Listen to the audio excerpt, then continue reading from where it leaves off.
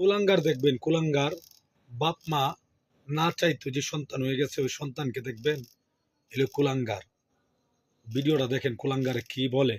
ফজলুল করিম একটা মানুষ রূপে শয়তান। সে কতটুকু নিরু হারাম হলে সে জামাতের 11 দলীয় জোট থেকে বের হয়ে সে বিএনপিতে যোগদান করছে। তো আমার কথা হইলো, তুই যদি বিএনপিতে যোগদান করবি তো তুই জামাতের লগে আগে খেলাটা কেন খেললি? আমার মনে হয় সে ইসলামের শত্রু, জাতির শত্রু। কি দেখলেন? তুই তুক্কারি, মানে কি, মানে মুখে আনা সম্ভব না। আবু জাহেলের অনুসারী যারা করতো আবু জাহেলকে, তারা মনে করতো আবু জাহেলই সঠিক, তাদেরকে বোঝানোর মতো কেউ ছিল না। এই বাংলাদেশে কিছু এরকম মানুষ আছে, আল্লাহ এত সুন্দর জ্ঞান দিয়েছে, মেধা দিয়েছে, তারপরে যে অন্ধভক্ত হইছস ভালো, তোর জায়গায় তুই থাকবি।